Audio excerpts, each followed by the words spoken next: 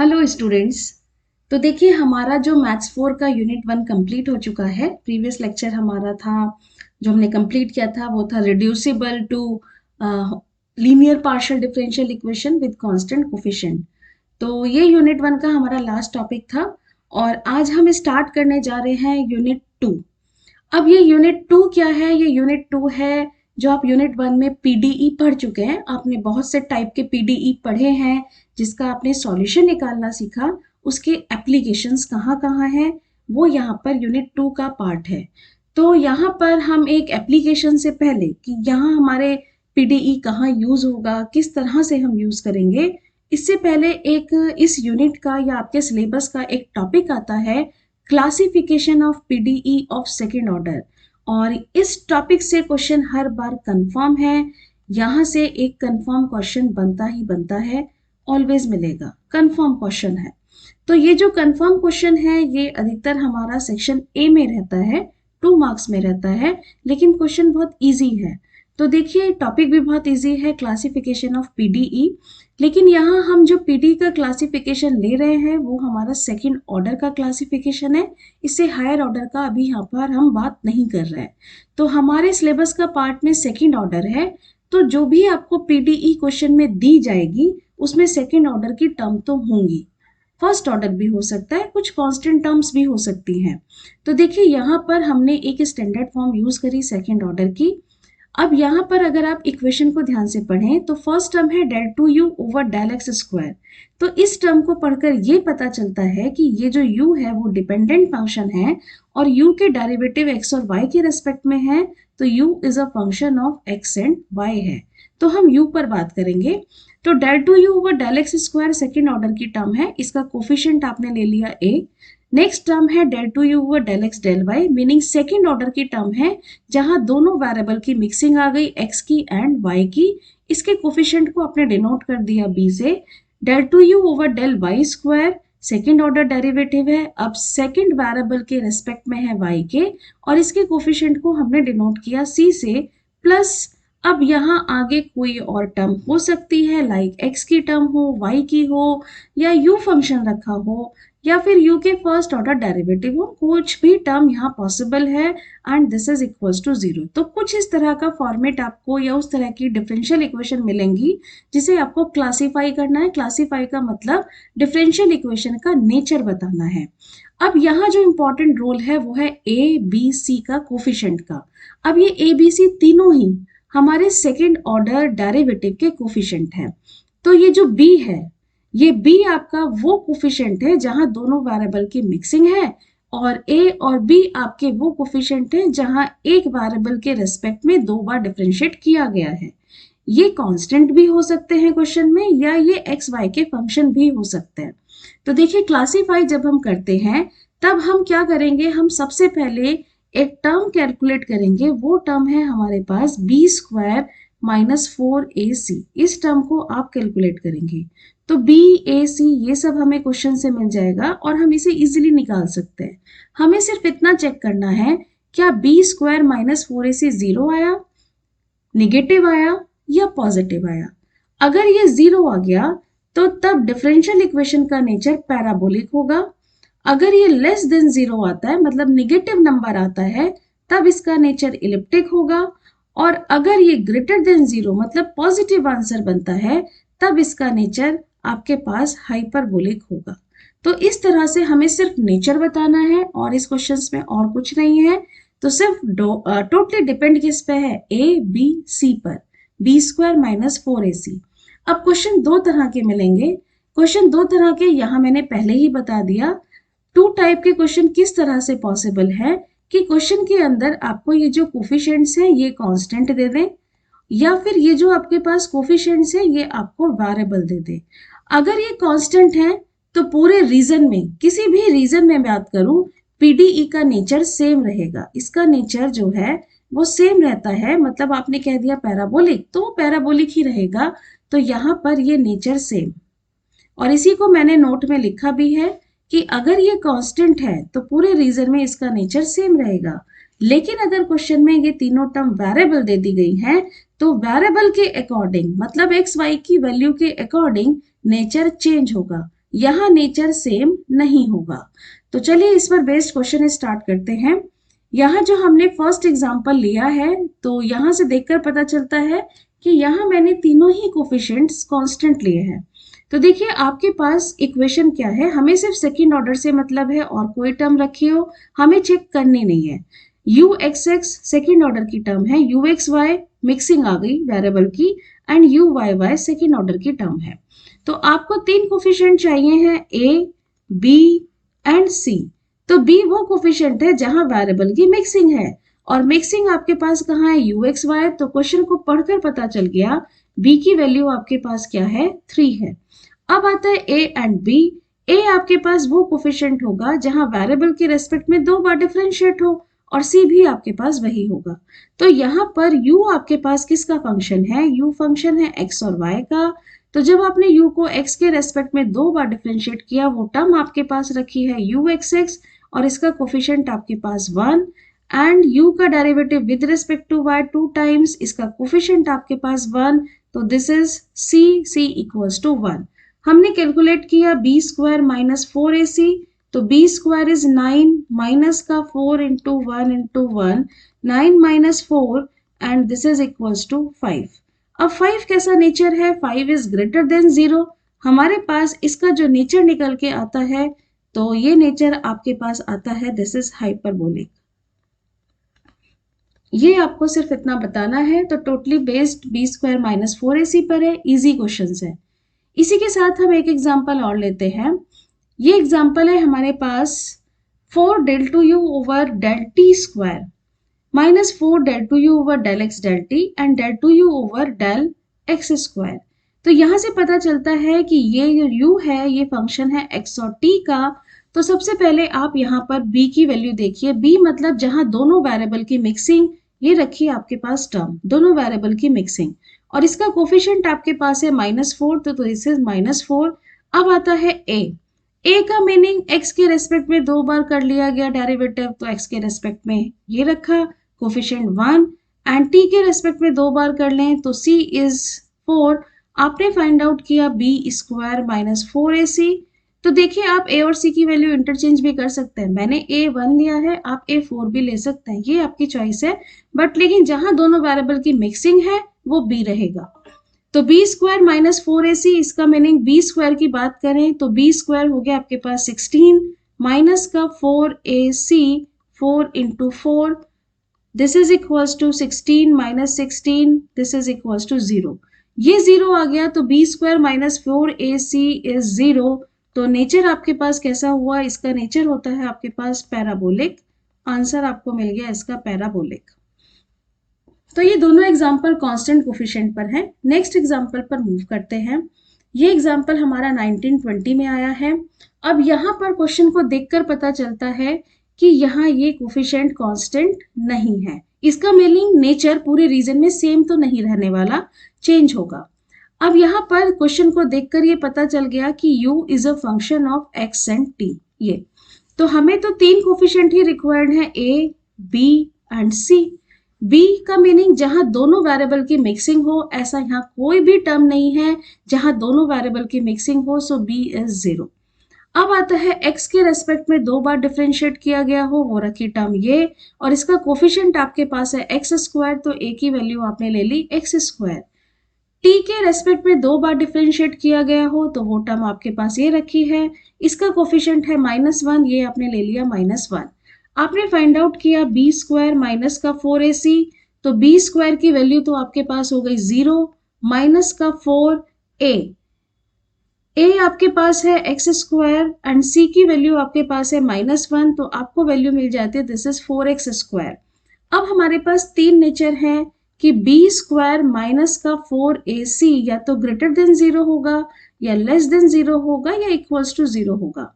तो सबसे पहले मैं लेस देन 0 पर बात करूं तो x स्क्वायर तो हमेशा ही पॉजिटिव रहेगा, x स्क्वायर कह रहे हैं, तो ये कभी लेस देन 0 की कंडीशन को फुलफिल ही नहीं करेगा। तो इसके पास 2 ही ऑप्शन पॉसिबल हैं, या तो ग्रेटर देन 0 होगा या इक्वल्स टू 0 होगा। तो हम यहाँ पर फर्स्ट केस अगर ले लें कि 4x स्क्वायर है तो हमेशा ही ग्रेटर देन 0 रहेगा, और अगर ये हमेशा ग्रेटर देन 0 रहेगा तो इसका नेचर कैसा रहेगा, इसका नेचर आपके पास रहेगा हाइपरबोलिक। तो यहाँ पर आपके पास एक आंसर आ गया हाइपरबोलिक। लेकिन हमारे पास सेकंड केस भी पॉसिबल है कि ये 4x स्क्वायर 0 हो सकता है। कब हो सकता है? अगर x 0 हो जाए तो ये पॉसिबिलिटी है 4x स्क्वायर इक्वल्स टू 0। ये क्या इंप्लाइज करता है कि x जहां पर भी 0 हो गया तब इसका नेचर डिफरेंशियल इक्वेशन का क्या हो जाएगा? पैराबोलिक हो जाएगा। तो एक पर्टिकुलर पॉइंट पर डिफरेंशियल इक्वेशन कैसा नेचर देगी? पैराबोलिक देगी, और वो पॉइंट होगा x इक्वल्स टू 0। तो देखिए, जब हम वेरिएबल कोफिशिएंट की बात करते हैं तो हमारे नेचर x या y मतलब वेरिएबल्स के अकॉर्डिंग नेचर चेंज होता है। इसी तरह से हम एक एग्जांपल और लेते हैं।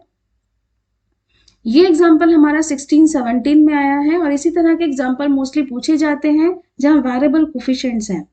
तो सबसे पहले क्वेश्चन को पढ़कर देखिए, यहाँ इसने वेरिएबल यूज किया है z, और यहाँ से क्वेश्चन से पता चलता है कि z is a function of x and y। ये आपके पास फंक्शन है।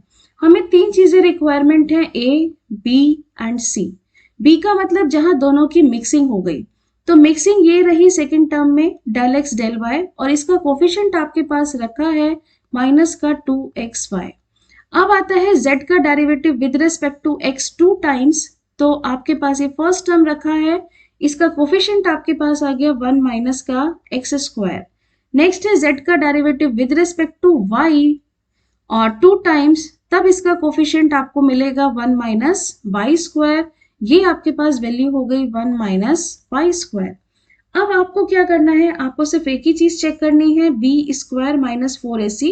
तो सबसे पहले तो हम ये टर्म बनाते हैं बी स्क्वायर, मीनिंग माइनस का 2xy का होल स्क्वायर माइनस का 4a। a is 1 minus x square and 1 minus x square and 1 minus y square. Simplify करते हैं थोड़ा सा। This is 4x square y square minus का मल्टीप्लाई लेंगे 1 minus का वाई स्क्वायर माइनस का x square and minus minus plus x square y square.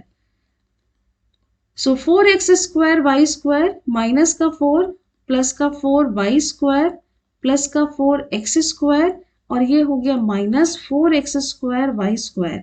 ये term cancel out हो गई। तो अगर हम यहाँ से 4 कॉमन ले लें तो हमारे पास बनता है x square plus y square minus का 1। तो ये वैल्यू आपके पास आ गई बी स्क्वायर माइनस 4ac। अब फिर से तीन ही नेचर पॉसिबल हैं कि बी स्क्वायर माइनस 4ac 0 होगा, लेस देन 0 होगा या ग्रेटर देन 0 होगा, उसके अकॉर्डिंग नेचर डिसाइड करेंगे। तो सबसे फर्स्ट केस ले लेते हैं कि अगर ये 0 हो जाए तब क्या होगा। तो केस फर्स्ट आपने लिया कि बी स्क्वायर माइनस का 4ac 0 बन गया, तो ये क्या इंप्लाइज करता है कि 4x square plus y square minus 1 0 हो गया। इसका मीनिंग हम कह सकते हैं कि x square plus y square minus 1 ये 0 हो गया। 1 को अगर मैं राइट हैंड साइड ले गई तो ये बन गया x square plus y square equals to 1।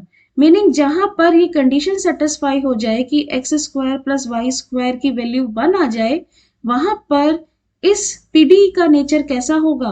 क्योंकि इक्वेट किसके साथ किया? 0 के साथ, वहां इसका नेचर होगा पैराबोलिक। इस कंडीशन पर इसका नेचर रहेगा पैराबोलिक। सेकंड केस अगर आप ले लें, सेकंड केस हम लेते हैं कि अगर बी स्क्वायर माइनस 4ac आपके पास लेस देन 0 बन जाए, तब आप क्या कहेंगे? लेस देन 0 कह रहे हैं, इसका meaning 4x square plus y square minus 1 ये लेस देन 0 हो गया। तो लेस देन 0 पर नेचर कैसा रहता है? लेस देन 0 पर आपके पास नेचर रहता है इलिप्टिक। तो यहां से कंडीशन निकाल लेते हैं, तो यहां से क्या इंप्लाइज होता है? So x square plus y square minus 1 is less than 0। तो आपके पास कंडीशन आ गया x square plus y square is less than 1। Meaning जब दोनों वेरिएबल के स्क्वायर का addition x square plus y square less than 1 हो गया, तब आप इसका नेचर क्या कहेंगे? तब ये पीडीई किस तरह से ट्रीट होगी? तब ये नेचर शो करेगी इलिप्टिक। इसी तरीके से हम इसका थर्ड केस भी बना सकते हैं, और थर्ड केस के लिए यहां पर हम आते हैं, this is case third, b square minus का 4ac ये ग्रेटर देन 0। तो b square minus 4ac greater than 0, इसका meaning x square plus y square minus 1 greater than 0। और अगर ये ग्रेटर देन 0 है तो x square plus y square is greater than 1। तो जब हम ग्रेटर देन 0 कह रहे हैं तब इसका नेचर कैसा होगा, तब इसका नेचर होगा हाइपरबोलिक। तो आई थिंक अब आपको ये तीनों केस बनाने समझ में आ गए होंगे कि जब वेरिएबल कोफिशिएंट है तब हम काम कैसे कर रहे हैं। इसी पर बेस्ड एक एग्जांपल और ले रहे हैं। ये देखिए अब इस एग्जांपल में उसने क्या कहा, लैंग्वेज फॉर्म में क्वेश्चन है, वर्ड फॉर्म में है। देखिए, शो दैट डिफरेंशियल इक्वेशन दे दी is elliptic for values of x and y in the given region x square plus y square less than 1। हमें शो करना है कि इस रीजन में इलिप्टिक होगा, फिर कहते हैं पैराबोलिक होगा on the boundary of region, hyperbolic होगा आउटसाइड द रीजन। यहां पर आपको शो करना है। तो जो आपके पास डिफरेंशियल इक्वेशन दी गई है, इस डिफरेंशियल इक्वेशन को अगर हम देखें तो ये डिफरेंशियल इक्वेशन है, यहां से हम इसके कोफिशिएंट्स लेंगे और यहां से आपको ये पता चलता है कि z किस पर डिपेंड करता है, x और y पर। तो जहां x y की मिक्सिंग है वहां से आपको b मिल जाएगा। तो क्वेश्चन के अकॉर्डिंग b आपके पास है 2x, a आपके पास है 1 एंड c आपके पास है 1 माइनस वाई स्क्वायर। अब आपको ये चीज देखनी आ गई होगी, यहां से आपने निकाला b स्क्वायर माइनस 4ac, तो ये वैल्यू आपके पास बनती है this is 4x square minus का 4 1 माइनस वाई स्क्वायर। 4 अगर आप यहां से कॉमन ले लें तो x square plus y square minus का 1, ये आपके पास वैल्यू आ गई। वो कहता है इलिप्टिक। तो सबसे पहले हम इलिप्टिक के लिए चेक करते हैं, इलिप्टिक के लिए क्या कंडीशन है। इलिप्टिक के लिए कंडीशन है कि बी स्क्वायर माइनस 4ac आपके पास लेस देन 0 होना चाहिए। आपके पास जो भी वैल्यू आई आपने इसे पुट किया और सिर्फ आपको चेक करना है क्या ये रीजन करेक्ट है, दिस इज लेस देन 0। इसे आप लिख सकते हैं x square plus y square minus 1 less than 0, meaning x square plus y square is less than 1। तो जहां इलिप्टिक है वो आपके पास ये रीजन आ गया, इस रीजन में ये इलिप्टिक होगा और यही आपको प्रूफ करना था कि इलिप्टिक है x square plus y square is less than 1। Next कहता है पैराबोलिक। तो पैराबोलिक के कॉरेस्पॉन्डिंग हम कंडीशन रखते हैं। पैराबोलिक के कॉरेस्पॉन्डिंग कंडीशन है कि इस बार बी स्क्वायर माइनस 4ac को किसके साथ इक्वेट कर दे, 0 के साथ, meaning 4x square plus y square minus 1 equals to 0। तो यहां से आपको मिल जाता है x square plus y square equals to 1। वो कहता है कि बाउंड्री पर, अब आप कहेंगे ये बाउंड्री कैसे पता चला कि ये बाउंड्री पर है, तो वो अभी आपको दिखाती हूँ कि ये बाउंड्री का रीजन है, ड्रॉ करके दिखाती हूँ। नेक्स्ट वो कहता है हाइपरबोलिक। हाइपरबोलिक के लिए अब आप क्या पुट करेंगे, आप लेंगे बी स्क्वायर माइनस का 4ac इज ग्रेटर देन 0। इसका मीनिंग अब आपको मिला x square plus y square minus 1 greater than 0 और रीजन आ गया x square plus y square is greater than 1। अब उसने कहा कि ये जो रीजन है this is outside the region, बाहर की साइड है, आउटसाइड द रीजन, जो रीजन सेलेक्ट किया है उसके बाहर का रीजन है जहां इसकी नेचर हाइपरबोलिक है।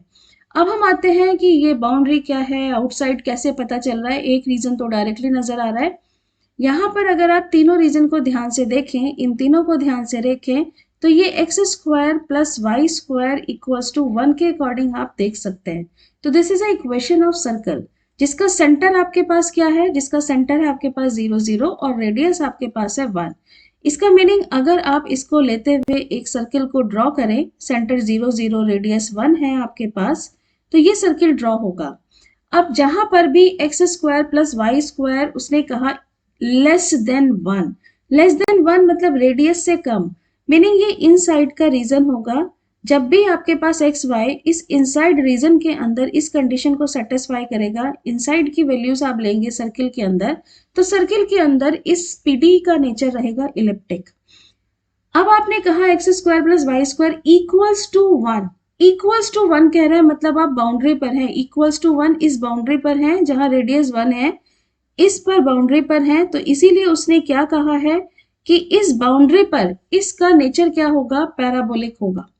अब वो कहता है कि हाइपरबोलिक कब होगा, x square plus y square greater than 1, radius से ज्यादा चले गए, 1 से ज्यादा चले गए आप। तो रेडियस से जैसे ही बाहर निकले आप इस सर्किल से बाहर आ गए और जैसे ही सर्किल से बाहर आ गए तो अब आप इसे क्या पढ़ेंगे, आप पढ़ेंगे this is outside the region या आउटसाइड द सर्किल। तो जैसे ही आपकी पीडीई यहाँ पर आउटसाइड रीजन, जैसे ही सर्किल के बाहर एक्स वाई जाएंगे वो किस तरह से ट्रीट करेगी, वो ट्रीट करेगी हाइपरबोलिक की तरह। तो इसीलिए इस क्वेश्चन में इसे वर्ड फॉर्म में दिया गया है। आई थिंक आपको इस पिक्चर से क्लियर हो गया होगा कि यहाँ पर 3 रीजन है inside circle, on the boundary of circle and outside the circle, और तीनों रीजन के अंदर इसका नेचर डिफरेंट है। तो इसी टाइप के क्वेश्चन एग्जाम में मिलते हैं। तो यहाँ मैंने कुछ प्रैक्टिस क्वेश्चन डाले हैं, इनको ट्राई करिएगा। सारे क्वेश्चन इंपॉर्टेंट हैं, 1 और 2 लाइन क्वेश्चंस हैं, बहुत सिंपल। और अगर फिर भी किसी में कोई डाउट है तो आप पूछ सकते हैं, कमेंट कर सकते हैं। Thank you so much.